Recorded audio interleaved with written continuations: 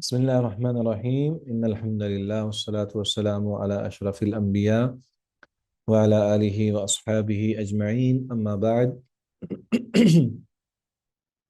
آه، عزیز طلبہ،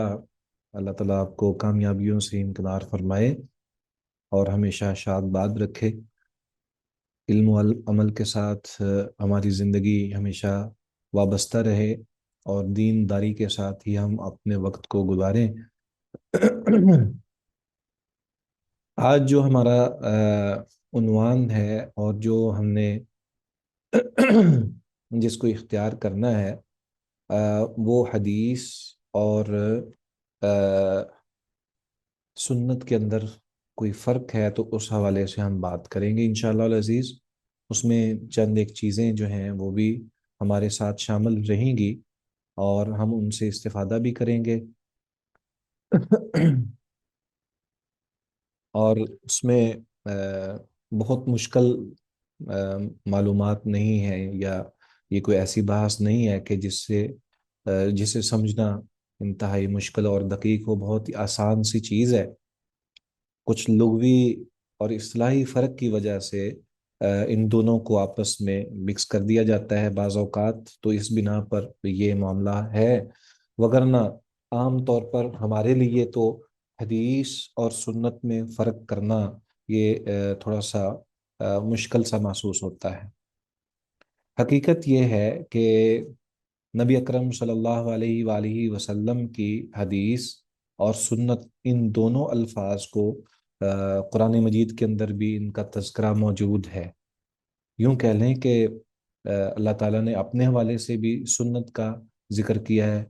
اور نبی اکرم صلی اللہ علیہ وآلہ وسلم کے حوالے سے احادیث کے اندر بھی موجود ہے۔ تو علیکم بسنتی و سنت الخلفاء الراشدین، اسی طرح حدیث کے حوالے سے بھی الفاظ جو ہیں وہ قرآن اور حدیث دونوں کے اندر موجود ہیں۔ تو پہلے تو یہ بات سمجھنے والی ہے کہ اس کے لغوی معنی کیا ہیں، تاکہ پھر بعد میں اس کے اصطلاحی معنی کی طرف چلا جائے اور جس سے تھوڑی اس کی وضاحت ہو جائے۔ کچھ احباب جو ہیں وہ اس بنا پر کہ اس کے اندر بہت زیادہ فرق ہے، تو چونکہ ہمارے ہاں حدیث کو محفوظ تصور نہیں کیا جاتا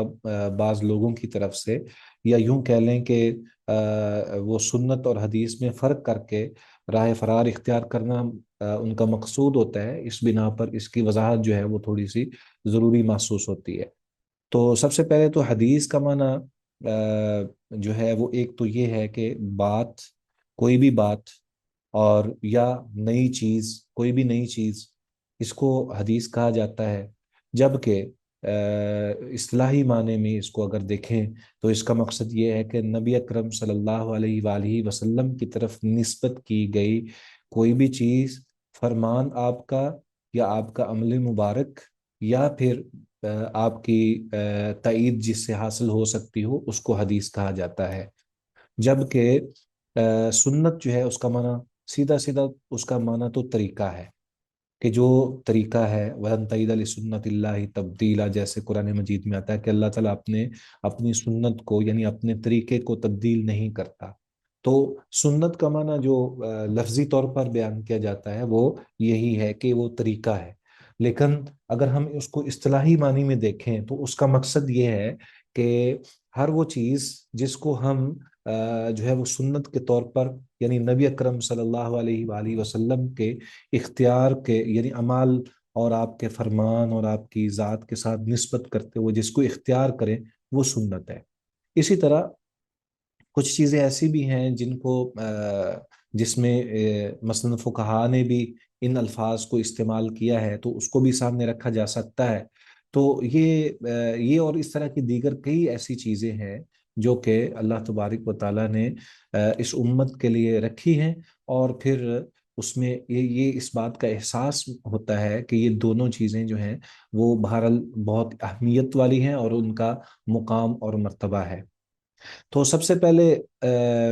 وہ لوگ جو اس کو مترادف سمجھتے ہیں ان کے بارے میں ہمیں جاننا چاہیے کہ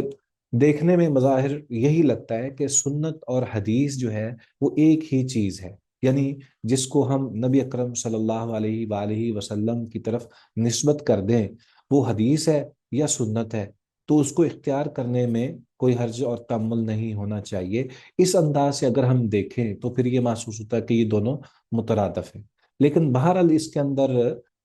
کچھ تھوڑا بہت بہت دقیق سے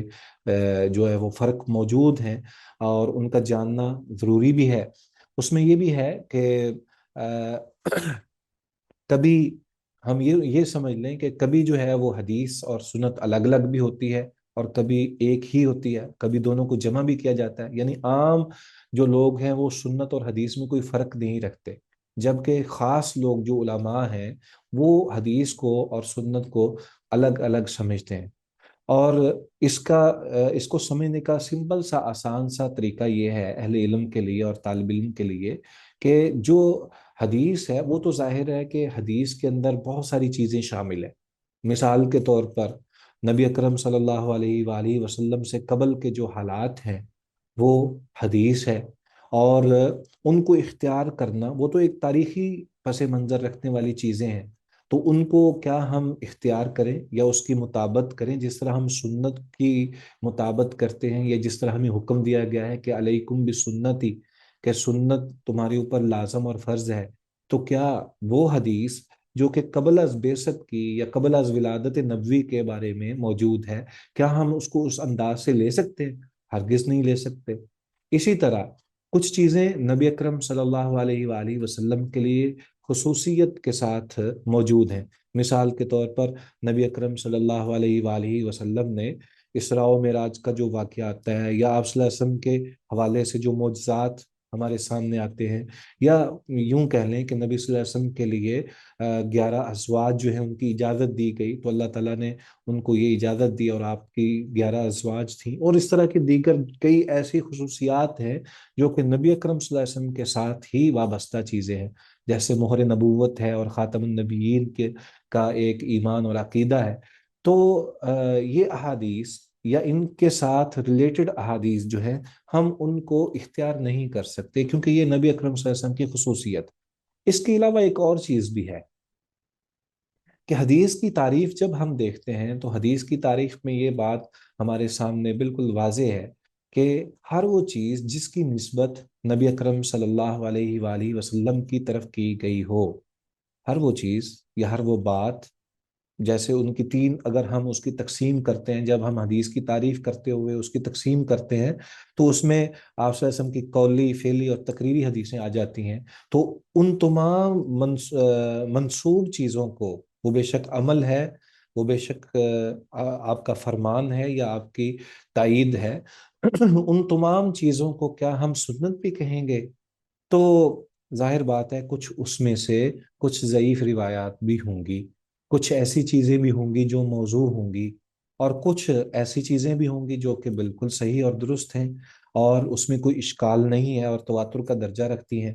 تو اس انداز سے بھی اگر ہم دیکھیں تو سنت کو ہم خصوصیت کے ساتھ اپنانے کا حکم پاتے ہیں، جبکہ حدیث جو ہے یہ عام لفظ ہے۔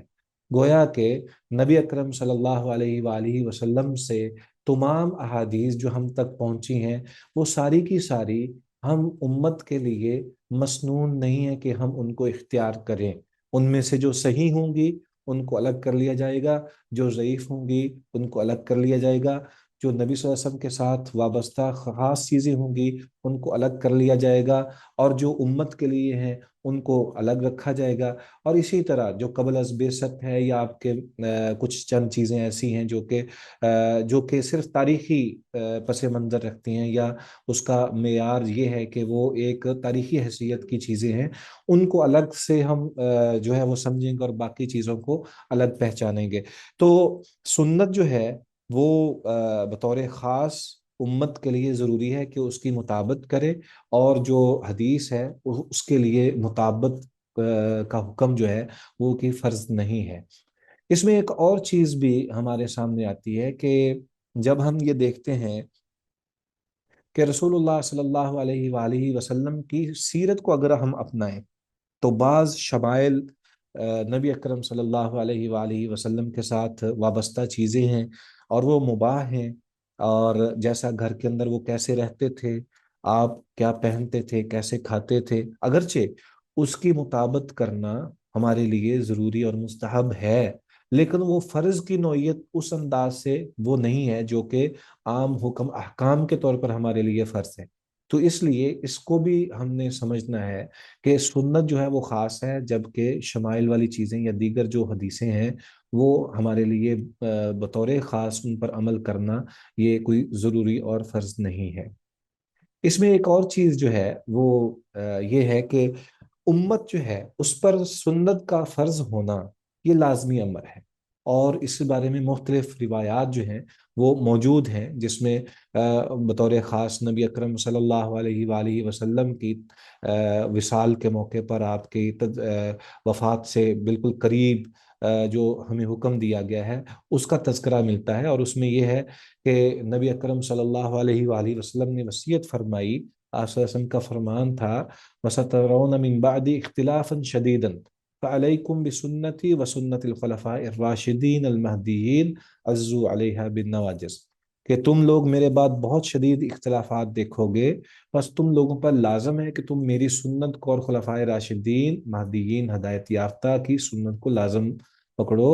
اور اس کو اپنی داڑھوں کے ساتھ، اپنے مضبوط داڑھوں کے ساتھ اس کو پکڑ لینا۔ تو مقصد یہ ہے کہ یہاں پر سنت پر عمل کرنا ہمارے لیے لازم ہے۔ اسی طرح ایک اور روایت ہمارے سامنے ہے جو سنت کی تائید یا سنت کو اختیار کرنے کے حکم کے ساتھ ہمارے سامنے آتی ہے، کہ نبی اکرم صلی اللہ علیہ وآلہ وسلم نے ان تین اشخاص کو جنہوں نے کہا تھا کہ ہم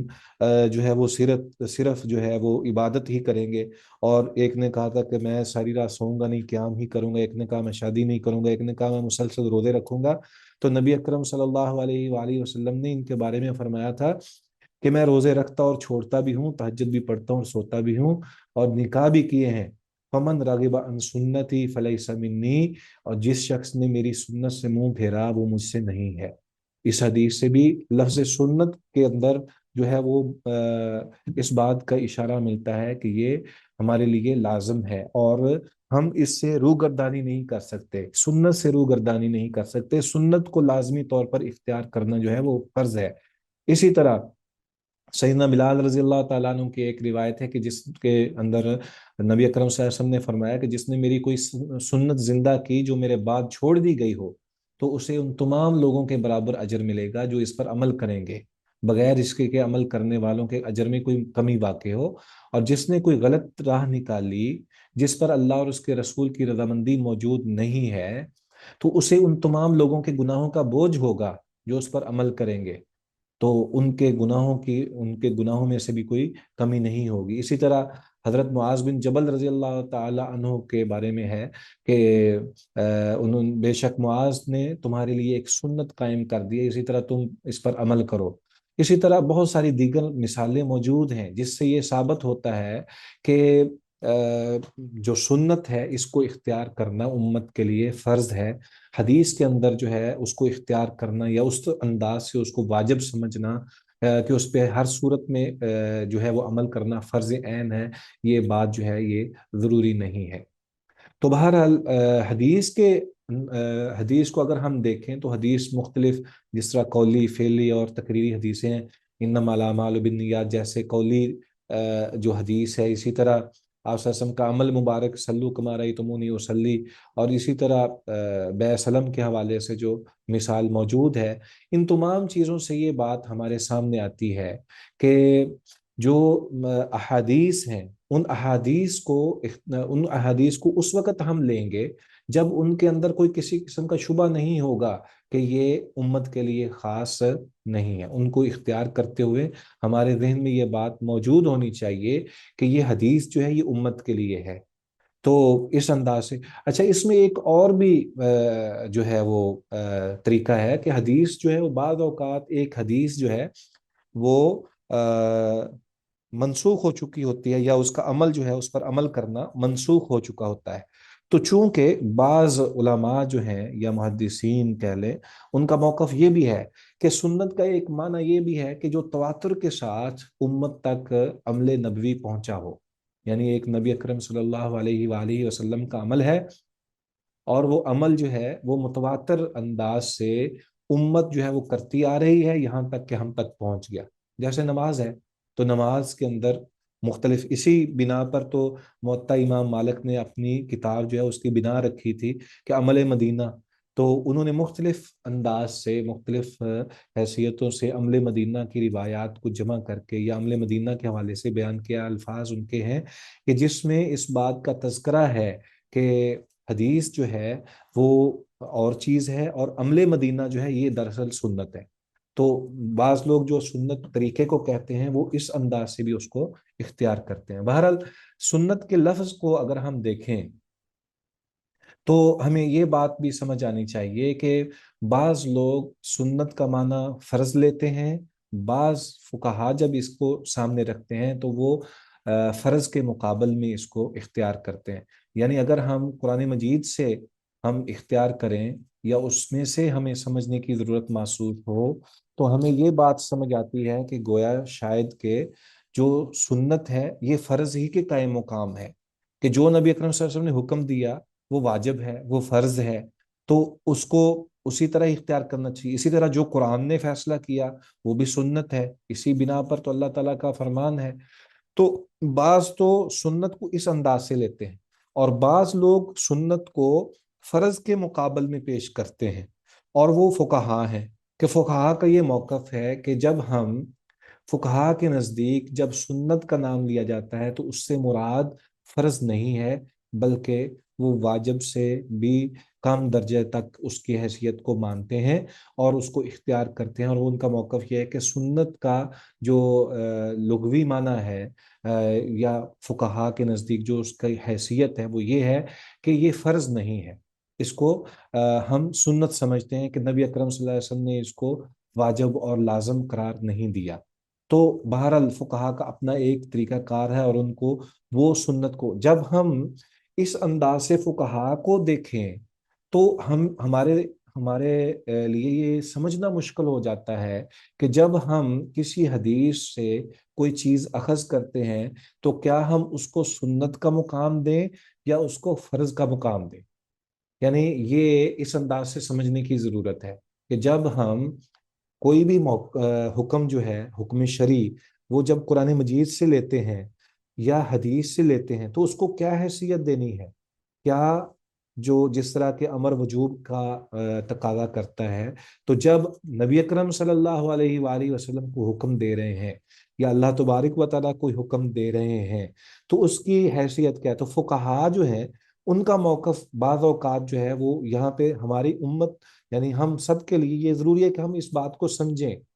بعض فرائض ایسے ہیں جو اللہ تبارک و تعالیٰ نے ہم پر لازم کیے ہیں اسی طرح ہی ان پر عمل کیا جانا چاہیے جیسے حکم ہے اور اس سے روگردانی نہیں کی جا سکتی. بعین ہی اسی طرح سنت کے بعض احکام یعنی ہم فقہا کی اصطلاح کو اگر سامنے رکھتے ہوئے کہیں کہ سنت ہے تو اس سے ہٹ کر ہم اگر دیکھیں کہ سنت سے مراد اگر حدیث ہے تو حدیث میں اگر ہم اس کو سامنے رکھیں تو بعض ایسے نبی صلی اللہ علیہ وسلم کے فرامین ہیں جن کو ہم فریضے کے طور پر اختیار کرتے ہیں نہ کہ فقہا کی سنت کے مطابق اختیار کرتے ہیں. کیا یہ بات تھوڑی سی واضح ہے یا اس میں کوئی شک والی بات ہے کہ جو نبی اکرم صلی اللہ علیہ وسلم کا حکم ہے وہ صراحتاً ظاہر بات ہے جب صریح حکم آ جائے تو وہ فرض کے لائق ہے. تو اس سے یہ ثابت نہیں ہوتا کہ حدیث جو ہے وہ صرف سنت ہی ہے. حدیث میں سے بعض چیزیں فرض کے مطابق بھی ہیں جیسا کہ نماز کے حوالے سے ہے کہ نبی اکرم صلی اللہ علیہ وآلہ وسلم نے نماز پڑھنے کا جو طریقہ بیان کیا ہے حکم تو اللہ تعالیٰ نے دیا ہے کہ قوموا للہ قانتین واسجد وقترب یا اسی طرح دیگر جو ورکعوا مع الراکعین کا حکم ہے اور اس طرح دیگر جو احکام ہیں اور اقیم الصلاۃ کا جو ذکر ہے یہ ساری چیزیں اپنی جگہ پر موجود ہیں. تو یہ اس کے باوجود جو نبی اکرم صلی اللہ علیہ وآلہ وسلم کی طرف سے نماز کی کیفیت ہمارے سامنے بیان ہوئی ہے جس کو اختیار کرنا ہر امت کے لیے لازم ہے کہ اس کے بغیر نماز ہی نہیں ہے. تو کیا ہم اس کو صرف سنت کہیں گے کہ چونکہ حدیث سے آیا اس لیے اس کو سنت کہہ دے؟ ہرگز نہیں, بلکہ اس سنت کو جو کہ نبی اکرم صلی اللہ علیہ وسلم کی طرف سے حکم اور اس پہ تاکید کی گئی ہو بالخصوص، یا وہ امر کے سیغے کے ساتھ آیا ہو، تو اس کو تو ہم فرض کا ہی موقع دیں گے یا فرض کا ہی نشان دیں گے، یا ہم یہی کہیں گے کہ یہ ہمارے لیے فرض ہے، اور اس میں یہ ہم عذر نہیں پیش کریں گے کہ چونکہ یہ حدیث سے آیا ہے اس لیے اس کو ہم سنت جو ہے وہ بنا لیتے ہیں۔ ایسا نہیں ہے۔ تو فقہا کی جو اصطلاح ہے وہ اور ہے، لغوی معنی سے جب ہم کوئی بات سمجھنے کی کوشش کرتے ہیں وہ اور ہے، اور جو اصطلاحی طور پر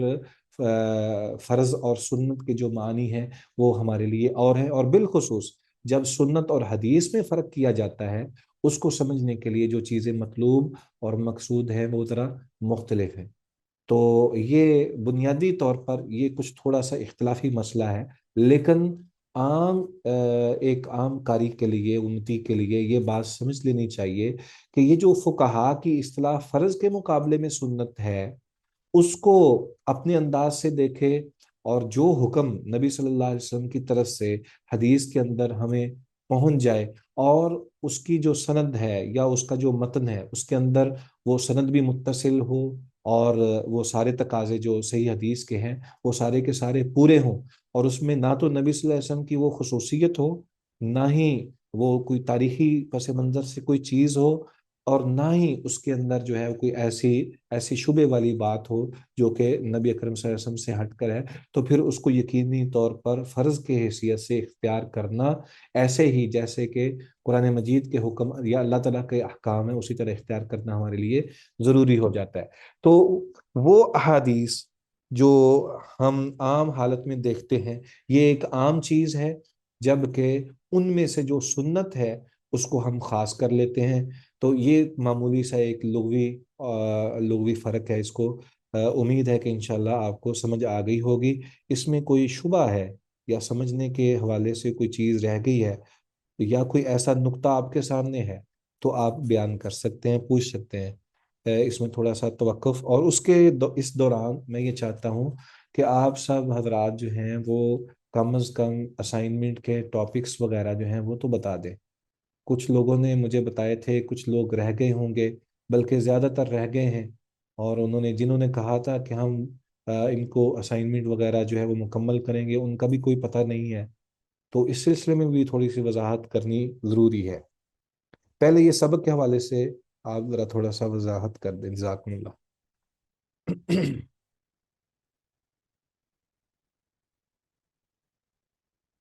السلام علیکم ورحمۃ اللہ وبرکاتہ۔ جی وعلیکم السلام۔ استاد محترم، اگر ہم کہیں کہ حدیث جیسے حدیث کے 3 اقسام ہیں، قولی، فعلی اور تقریری، جو فعلی ہے وہ سنت ہے، تو پھر یہ مطلب حدیث میں ہی آ جاتا ہے سنت۔ یعنی آپ اس میں یہ فرق کرنا چاہ رہی ہیں کہ جو قولی ہے وہ واجب کے طور پر ہے، اس پر عمل کرنا ضروری ہے، اور جو فعلی ہے وہ عام فقہا کی اصطلاح کے مطابق سنت ہے، یہ کہنا چاہ رہی ہیں؟ نہیں، مطلب میں کہ یہ کہنا چاہتی ہوں کہ ہے نا، حدیث کے اندر ہی سنت موجود ہے، کیونکہ حدیث کی 3 اقسام ہے، قولی، فعلی اور تقریری، اور جیسے کہ ہم نے کہا ہے کہ جو سنت کا لغوی معنی ہے وہ کا کام ہے، تو میں آ جائے گا نا سنت۔ میرا خیال ہے کہ اس میں یہ نا تھوڑی سی وضاحت میں دوبارہ کر دیتا ہوں۔ جیسے نبی اکرم صلی اللہ علیہ وسلم کا فرمان ہے نا، حدیث فعلی جو ہے، سلو کما رأیتمونی اصلی، کہ اس طرح نماز پڑھو جیسے مجھے نماز پڑھتے ہوئے دیکھتے ہو، یہ حدیث ہے، اور یہ حکم ہے اگرچہ، لیکن آپ کے عمل کو اسی انداز سے اختیار کرنے کا حکم دیا گیا ہے جس طرح ایک فرض چیز کے مطابق جو ہے، یعنی واجب کے طور پر جو ہمیں حکم دیا جاتا ہے تو اس لیے اس کو اس کے مطابق ہی لیا جائے گا نا۔ یا یوں سمجھ لیے، اس کی دوسری مثال نبی اکرم صلی اللہ علیہ وآلہ وسلم نے حاجیوں کے حوالے سے اپنے صحابہ کو یہ فرمایا تھا کہ مجھ سے جو ہے وہ حج کے جو ارکان ہیں یا احکام ہیں وہ سیکھ لو، تو آپ صلی اللہ علیہ وسلم جو کرتے جاتے تھے وہی تمام صحابہ کرتے جاتے تھے، تو یہ حکم تھا کہ مجھ سے یہ جو حج کی جو چیزیں ہیں وہ سیکھ لو، تو صحابہ نے وہی عمل کرنا تھا۔ اب اس کو فرض کے طور پر بھی اختیار کیا جاتا ہے، اور اس میں بعض فقہا نے اس کو مسنون چیزیں بھی اس میں سے الگ کی ہیں. تو فقہا کا جو اپنا ایک طریقہ کار ہے اس میں وہ یہ دیکھتے ہیں کہ وہ تمام احادیث کو جمع کرتے ہوئے پھر اس میں سے خلاصہ نکالتے ہیں. جبکہ جو فریضے فرض کے طور پر یا ویسے اگر محدثین کا طریقہ کار اختیار کیا جائے تو وہ اس چیز میں بہت زیادہ فرق نہیں کرتے. ان کا محدثین کا اور فقہا کے اندر یہ تھوڑا سا فرق ہے کہ محدثین جو ہیں وہ یہ دیکھتے ہیں کہ نبی صلی اللہ علیہ وسلم نے کیا تو پھر ہمیں کرنا ہے. ٹھیک ہے, اس میں تساہل نہیں ہے. اس میں اگرچہ وہ بھی فقہا کی طرح وہ بھی اس چیز کو دیکھتے ہیں کہ کس کے اندر جو ہے وہ اس میں گنجائش نکلتی ہے کہ دیگر صحابہ نے اس میں کوئی اگر عذر پیش کیا ہے تو آپ صلی اللہ علیہ وسلم نے ظاہر سی بات ہے کہ بہت ساری ایسی چیزیں ہیں جس پہ سزا نہیں ہے. یعنی بہت سارے ایسے احکام جس میں سزا نہ ہو اور جس کے بعد توبہ واجب نہ ہو یا جس میں حقوق ادا کرنے کے لیے اس کی قضا بھی واجب نہ ہو, تو ایسی صورت میں وہ فرض سے ساقط ہو جاتی ہے چیز. جس چیز کے بارے میں فقہا کے نزدیک یوں سمجھ لیں کہ جس طریقے کے مطابق یا جس حکم کے حوالے سے ہمیں یہ بات سمجھ آئے کہ اگر ہم یہ نہ کریں تو ہمیں سزا ملے گی, وہ دنیا کے اندر ہو یا آخرت کے اندر ہو, یا دوسری صورت کہ اس میں ہمیں حکم دیا گیا ہو کہ اس حق کو لازم کرنا ہے آپ نے, بے شک اس کی قضا بھی دینی ہے جیسے زکوٰۃ ہے, یا پھر ہم تیسری چیز کہ جس کے اندر توبہ کا حکم دیا گیا ہے کہ اس سے لازم توبہ کرو وگرنہ تمہاری بخشش نہیں ہے. تو یہ تین چیزیں جو ہیں, میں بالاختصار ہو سکتا ہے اس کے علاوہ بھی ہوں, تو یہ تین چیزیں جب جس چیز کے بارے میں بھی آئیں گی تو وہ ساری کی ساری چیزیں فریضے کے طور پر فقہا نے اختیار کی ہیں اور محدثین نے بھی اس کو اختیار کیا ہے. البتہ جن چیزوں میں یہ چیزوں میں سے کوئی چیز ساقط ہو جاتی ہے, یعنی کوئی ایسا حکم جو ہے تو حکم یعنی امر کے طور پر ہمارے سامنے آیا ہے لیکن اس کے نہ کرنے پر کوئی توبہ کا حکم نہیں دیا گیا یا نہ کرنے پر اس پر سزا تجویز نہیں کی گئی قرآن و حدیث میں, یا نہ کرنے پر اس کے قضا دینے یا اس طرح کی کوئی چیز نہیں دی گئی, تو وہ اس کو سنت قرار دے دیتے ہیں کہ یہ حکم جو ہے یہ دراصل فریضے کے طور پر نہیں ہے بلکہ یہ تو مسنون ہے. تو فقہا بھی اس کو اختیار کرتے ہیں اور محدثین بھی اس کو اختیار کرتے ہیں. مجھے ایسا لگتا ہے کہ جیسے سوال کو ہم کہیں ادھر ادھر تو نہیں لے گئے. آپ کے آپ کی جو بات تھی کیا اس کے مطابق ہی جواب ہے یا ضرورت کے مطابق میں بات کر رہا ہوں؟ جی استاد محترم, اور یہ بھی ہم کہہ سکتے ہیں نا کہ اگر ہے نا جیسے کہ حدیث کی 3 اقسام ہیں, قولی, فعلی اور تقریری. اور فعلی میں اگر ہے نا اللہ تعالیٰ کا حکم آ جائے, جیسے سلو کما رأیتمونی اصلی قرآن میں حکم آ گیا, یا نبی صلی اللہ علیہ وسلم کا حکم حدیث میں آ گیا امر کے سیغے سے یا نہیں کے سیغے سے, یا جیسے آپ نے فرمایا توبہ اور قضا وغیرہ ہو, تو پھر اسے ہم سنت مان لیں گے. شاید آپ صحیح کہہ رہی ہیں, کچھ اس طرح کی ہی بات ہے جو آپ کے علم میں آ رہی ہے. انشاءاللہ امید ہے کہ آپ کو یہ ساری بات سمجھ آ چکی ہے. ایسا ہی ہے. جی جزاک اللہ خیر. جی کوئی اور سوال؟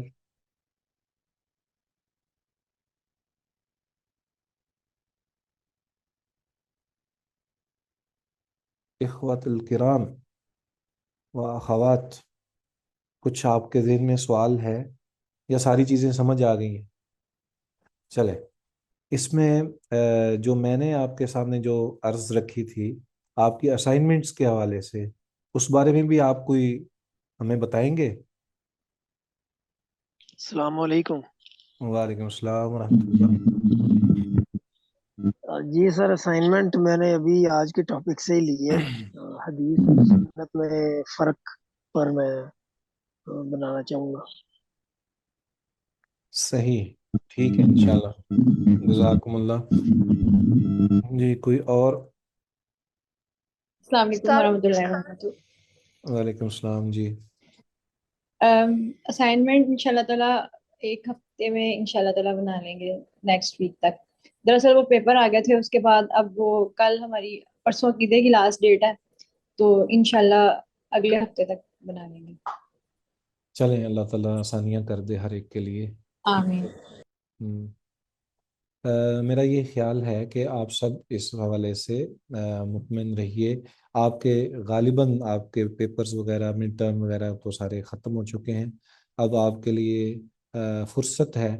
तो फौरी तौर पर ये काम करना। और दूसरा मैं ये भी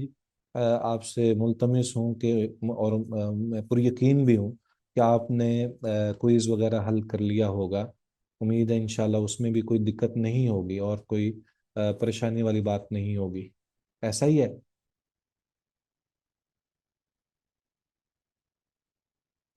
जी उस्ताद। अल्हम्दुलिल्लाह जी। जज़ाकुमुल्लाह खैर। अब हमारे सामने जो इससे इसके बाद वाला जो हमारा मौजू है,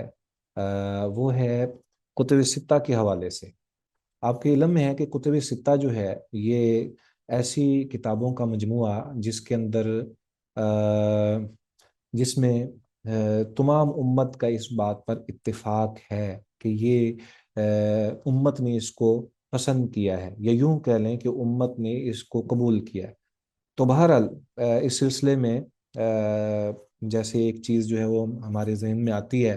कि उम्मत ने अ, हर उस मुहद्दिस की किताब को इख्तियार करने की कोशिश की है जिसकी सनद जो है वो मुकम्मल उन्होंने बयान कर दी है। अगर आप देखें तो इमाम बुखारी से लेकर इमाम इब्न माजा रहमहुल्लाह तक जितने भी मुहद्दिसीन गुजरे हैं, वो और उनके अलावा उनसे हटकर भी हर वो मुहद्दिस या हर वो किताब वाले साहिब किताब जिन्होंने अपनी सनद को मुकम्मल अंदाज से तहरीर किया और फिर उसको लोगों तक पहुंचाया और वाज़े किया। बाज़ तो वो हैं जिन्होंने अपनी शुरूत जो हैं वो भी बयान कर दी हैं, और उनमें से भी बाज़ वो हैं जिन्होंने साथ में हुक्म भी लगा दिया। जैसे इमाम तिरमिज़ी हैं, वो साथ ही कह देते हैं हसनहु व हसनहु। उनके बारे में आता है कि ये मैंने जो हदीस बयान की है ये हसन दर्जे की है, या ये सनद वो कवियुन कह देते हैं, या इस तरह के अल्फाज जो हैं वो बयान कर देते हैं। और उनमें से बाज वो हैं जिन्होंने अहदीस को बयान करते हुए सनद का इजहार तो किया, लेकिन जब बाब का जिक्र किया तो वो हदीस बाब के अंदर बयान कर दी जिसका तज़किरा जो है वो उनकी शुरूत के मुताबिक जो है वो उसकी उसकी वैल्यू या मुकाम या दर्जा जो है वो नहीं पहुंचता। तो ये अइम्मा मुहद्दिसीन जो है उनका ये तरीका कार रहा है कि वो अपनी असनाद को बयान करते थे और उसको लिखते थे, बाकायदा तौर पर लिखते थे। अब ये बात हमने पहले पढ़ी है कि सनद के एतबार से जो मुहद्दिसीन की तरफ बहुत ही अहमियत वाली असनाद हैं और वो अपने असातिज़ा से जो है वो बयान करते हैं, वो सारी की सारी किताबें, उनमें सिर्फ सियासत्ता ही नहीं है, दीगर कई ऐसी अहादीस की कुतब हैं जो कि जिनके आइम्मा ने मुअल्लिफीन ने जिन्होंने अपनी पूरी सनद जो है उसको बयान किया है। उसमें आपके सामने है मुस्लिम इमाम अहमद इब्न हम्बल जो है वो किताब है। इसी तरह सही इब्न खुज़ैमा है, सुनन दारमी है, और इस तरह की दीगर कई अहादीस की किताबें हैं जिनको हम यूं कह सकते हैं कि उम्मत ने जिसको जो है वो कबूल किया है और उसको इख्तियार किया है कि वो उनसे जो है वो सुन्नत को हासिल करेंगे और उससे पढ़ने की कोशिश करेंगे और उसको जमा करेंगे। तो उम्मत ने बहरहाल जिस चीज़ को पसंद किया है, और उसमें दो चीज़ें हमारे सामने आती हैं। एक तो ये कि जिन मुहद्दिसीन ने हमारे सामने ये चीज़ें पेश की हैं, उन मुहद्दिसीन ने सुन्नत को यहाँ पे लुग़वी माने के एतबार से हम दूसरे अंदाज से भी देखेंगे कि सुन्नत का माना एक ये भी है कि ऐसा अमल जो नबी अकरम सल्लल्लाहु अलैहि वसल्लम से दौरे हाज़िर तक, यानी उस मुहद्दिस के दौर तक वो मुसलसल होता रहा हो और उस पर उम्मत जो है वो मुत्तफिक हो। गोया कि वो इजमा की शक्ल भी बन जाती है, बाज़ औक़ात इजमा की शक्ल भी बन जाती है, तो उसको भी उन्होंने बयान किया है। तो मसलन हम ये समझते हैं कि सुनन इब्न माजा के अंदर अगर ज़ईफ़ रिवायत है, सनदन ज़ईफ़ रिवायत है, या जामे तिर्मिज़ी के अंदर या सुनन अबी दाऊद के अंदर कोई सनद ऐसी है जो कि ज़ईफ़ है, لیکن انہوں نے اس کو کیوں وہاں پہ بیان کیا؟ اس بنا پر کہ سنت کا وہ دوسرا لغوی معنی اختیار کرتے ہوئے کہ جس پر امت کا تعامل ہے، یعنی امت وہ کام کر رہی ہے اور وہ کرتی جا رہی ہے، اور شروع سے لے کر اس کے موافق اور مطابق جو ہے وہ کام ہو رہا ہے، تو اس لیے اس کو اپنی کتاب کے اندر لکھ تو دیا، جمع کر دیا، اگرچہ اس کی سند ضعیف ہے، لیکن وہ اجماع کے طور پر کہ ساری امت جب ایک ہی کام کر رہی ہے تو اس پہ اجماع بھی ہے، تو اجماع جو ہے وہ امت کے اندر جو ہے وہ ویسے ہی جو ہے وہ حجت ہے، اس لیے اس میں کوئی حرج والی بات نہیں ہے۔ تو بہرحال کتب ستہ کو اگر آپ سامنے رکھیں تو ان میں دور حاضر میں بھی اور اس سے قبل بھی بہت سارے ائمہ گزرے ہیں جنہوں نے اس پر جو ہے وہ حکم لگانے کی کوشش کی ہے کہ یہ حدیث صحیح ہے یا یہ ضعیف ہے، یا اس میں اس کا یہ شاذ ہے، معلول ہے، یا سند متصل نہیں ہے، مرسل ہے، وغیرہ وغیرہ، جو بھی اصطلاحات محدثین کی جو بھی کیٹیگریز آتی ہیں۔ تو بہرحال لیکن اس سب کے باوجود جس چیز کو سمجھنا چاہیے اور جس چیز کو اپریشیٹ کرنا چاہیے وہ یہ ہے کہ ان تمام ائمہ نے حدیث کا جتنا بھی ذخیرہ جمع کیا ہے وہ صرف ایک ہی جگہ پر نہیں ہے، بلکہ مختلف اسناد کے ساتھ وہ ہم تک مختلف کتابوں کے اندر جو ہے وہ موجود ملے گا۔ اگر ہم جتنی بھی روایات ہیں ان تمام کو ایک جگہ جمع کریں تو بظاہر تو یہ لگتا ہے جیسے امام بخاری رحمہ اللہ نے کہا تھا کہ کتنے لاکھ حدیث ان کو صحیح یاد ہے، 3 لاکھ کے قریب، 3 لاکھ ہیں یا اس سے زیادہ ہیں، تو اگر ہم ان 3 لاکھ کو سامنے رکھیں تو پھر تو بہت ہی زیادہ ہو جائے، لیکن انہوں نے ان کو اختیار کیا جو ان کے مناسبت یا ان کے انداز کے مطابق یا ان کے خیال کے مطابق سب سے بہترین تھیں،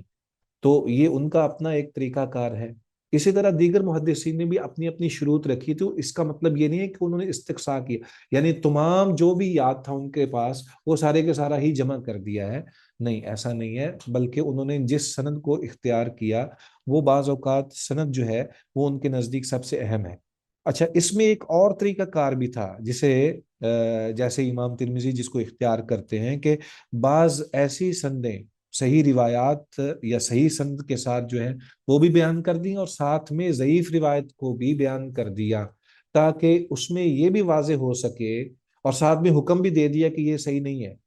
اس سے یہ ثابت کرنا مقصود ہے کہ امت ان تمام چیزوں کو جو ان کے پاس پہنچا ہے، یعنی محدث کے پاس جو چیز پہنچی ہے وہ امت ان سے استفادہ کر لے، ان کو دیکھ لے، پھر اپنے معیار کے مطابق جو اس کو باقی ائمہ سے بھی ملتا ہے اس سب کو سامنے رکھتے ہوئے احکام کا چناؤ کر لے، اختیار کر لے اور اس پر پھر عمل پیرا ہو جائے۔ تو بہرحال محدثین کا بالخصوص یا ائمہ ستہ کا ہر ایک اپنا اپنا انداز اور طریقہ کار تھا جس کے مطابق انہوں نے احادیث کو جمع کیا ہے، اور بلا شبہ یہ ایک بہت بڑا علمی کام تھا اور جس کو دیانتداری کے ساتھ انہوں نے امت تک پہنچایا، اور جس کے اوپر پھر امت نے اس کو قبول بھی کیا۔ حالانکہ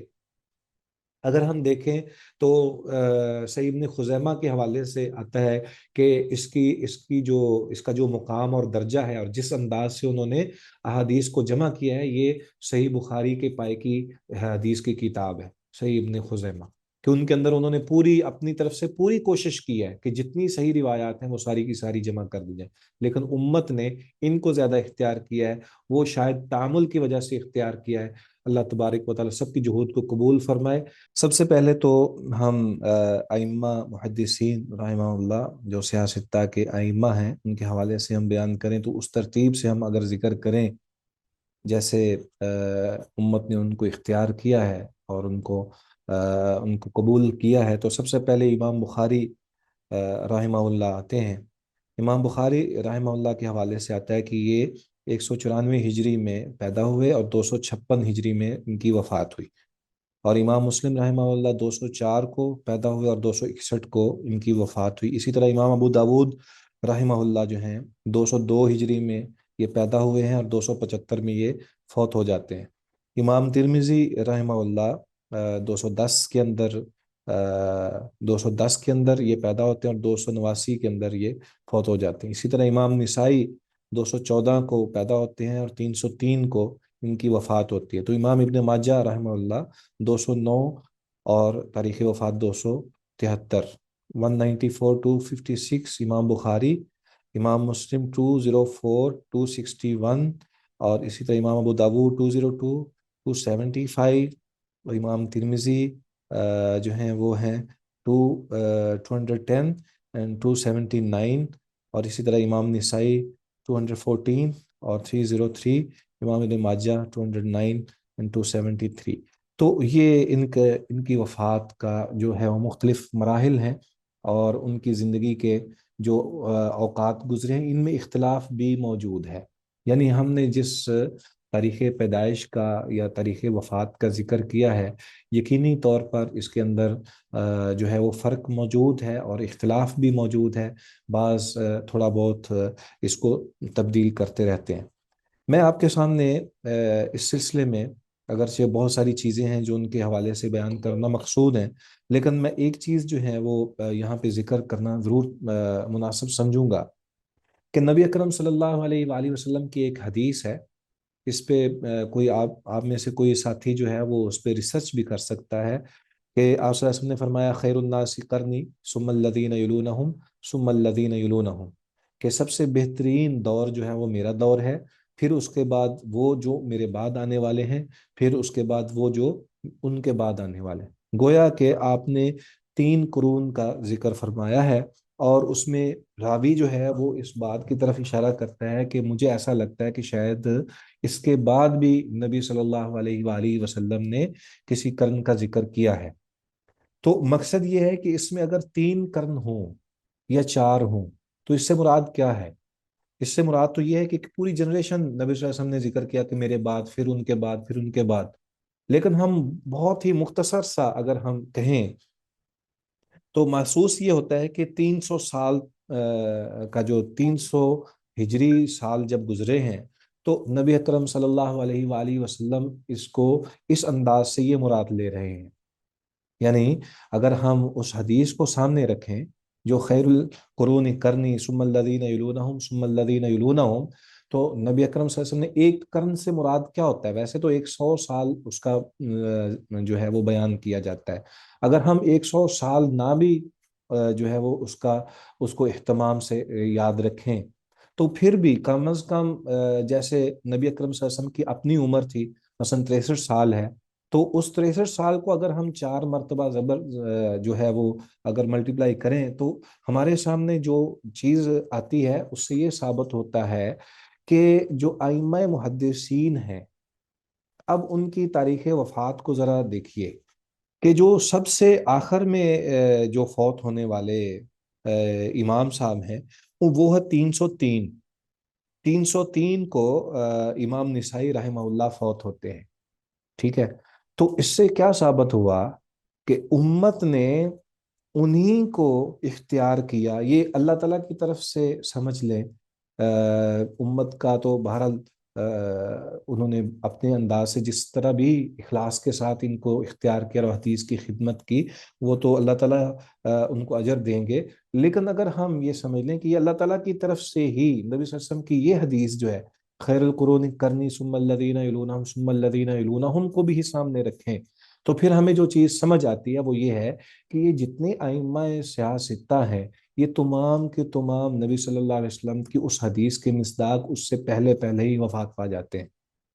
کہ آخری حصہ جو ہے وہ ان کے سامنے۔ اب اس کے بعد میں ایک اور چیز جو ہے وہ بھی آپ کے سامنے، یعنی آپ اگر ائمہ فقہا کو بھی سامنے رکھیں، ائمہ فقہا کو، اس میں امام ابو حنیفہ رحمہ اللہ ہیں، امام مالک ہیں، امام شافعی، امام احمد ابن حنبل ہیں۔ تو امام احمد ابن حنبل جو ہیں ان کو اگر ہم نوٹ کریں تو وہ تو 241 کو وفات ان کی اگر صحیح مان لی جائے تو وہ بھی انہی ادوار کے اندر یا اسی قرن کے اندر جو ثم الذین یلونہم ثم الذین یلونہم کا تیسرا اور چوتھا قرن ہے اس کے اندر ہی شامل ہو جاتے ہیں۔ تو ثابت یہ ہوتا ہے، محسوس یہ ہوتا ہے کہ نبی اکرم صلی اللہ علیہ وسلم کی وہ حدیث اور وہ بابرکت حدیث جس کو ہم سامنے رکھ کر اگر غور کریں تو وہ یہی محسوس ہوتی ہے کہ امت نے جن اشخاص کو اور جن محدثین کو یا فقہا کو قبول کیا ہے اور ان کی فقہ کے اوپر اپنی بنیاد رکھی ہے یا ان احادیث کو ان میں سے احکام کو اخذ کر کے آگے چلے ہیں، یہی وہ لوگ ہیں، اور امت نے آج تک انہی کو ہی جو ہے فالو کیا اور اسی کی اتباع کی ہے۔ اس کے علاوہ جو ہے ائمہ محدثین بھی ہیں، بہت سارے محدثین ہیں، لیکن یوں سمجھ لیں کہ امت کا جو اتفاق تھا وہ انہی ائمہ کے اوپر رہا ہے زیادہ تر، واللہ عالم۔ یہ میں ذاتی طور پر یہ میرے ذہن میں یہ بات آئی تھی، تو میں نے سمجھا کہ اس کو ہم آپس میں جو ہے وہ شیئر کر لیتے ہیں کہ ممکنہ حد تک جو چیز ہمارے سامنے آتی ہے وہ یہی ہے کہ جن اشخاص کو اور جن محدثین کو اور جن فقہاء کو امت نے اختیار کیا ہے اور ان کو آگے لے کر چلے ہیں، وہ انہی ایام کے اندر ہیں جن کو نبی اکرم صلی اللہ علیہ وآلہ وسلم جن کے بارے میں بتایا تھا کہ یہ میرے دور ہے۔ اگرچہ اس کے بعد والے ادوار کا بھی تذکرہ موجود ہے، یعنی نبی اکرم صلی اللہ علیہ وآلہ وسلم، یا پھر یوں کہہ لیں کہ